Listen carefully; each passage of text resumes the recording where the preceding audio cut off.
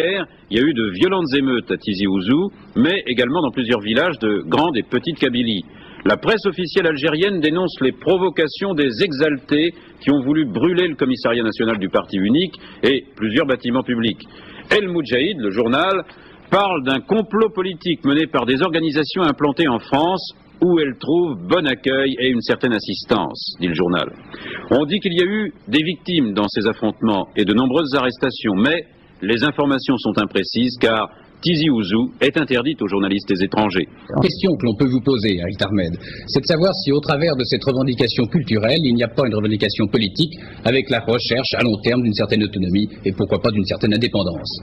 Écoutez, tout d'abord, je dois dire que je suis profondément bouleversé d'apprendre que le sang algérien est versé en Kabylie, que des centaines de jeunes sont enlevés, que de centaines de travailleurs, d'étudiants gisent dans les hôpitaux.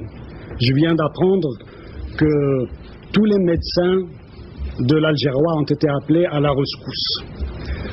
Je dénonce le caractère fasciste de la répression devant des manifestations dont tout le monde s'accorde à dire qu'elles ont été pacifiques, qu'elles ont été non sectaires. Nous avons assisté à un processus digne des méthodes staliniennes. On évacue les journalistes de la Kabylie, les témoins gênants, on téléguide des éditoriaux. Monsieur Eric Tarmed, est-ce que vous pouvez me répondre quand même? Est-ce que derrière cette revendication, il y a un but politique d'autonomie? Il est certain que la revendication culturelle en Kabylie s'inscrit dans l'ensemble des revendications sociales, politiques et culturelles de l'Algérie. Il n'y a jamais eu de revendication spécifique à la Kabylie.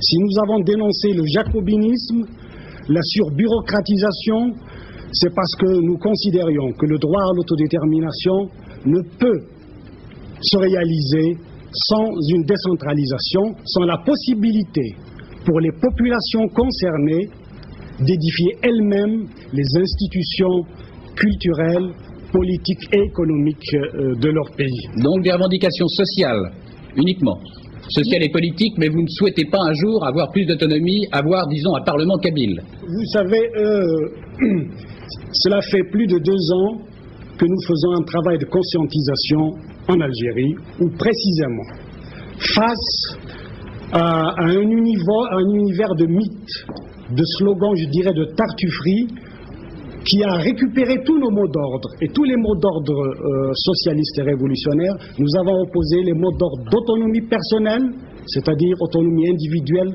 droit de sûreté, dignité, respect de la personne humaine, autonomie locale, ce qui veut dire que le développement, nous le concevons à partir de la base, autonomie régionale.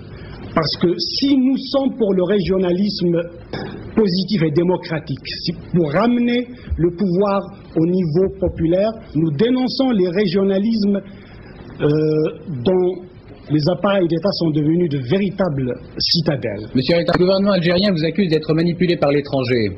Écoutez, ce sort d'accusations, n'est-ce pas, elles sont banalisées par Pol Pot, par Amin Dada, par Pinochet, et je dirais par Babrak, et qu'elles font partie de la pathologie du sous-développement politique. Comment niez-vous? Mais là, comment nier l'existence d'une population berbère? On l'a évacuée de la charte de droit divin, la charte dite nationale, n'est-ce pas? Comment nier l'existence d'une culture? Algérien n'a pas, disons, d'héritage dynastique ou monarchique. Il est issu du droit à l'autodétermination. Et dès l'instant où ce droit a été confisqué, il y a une illégitimité originelle.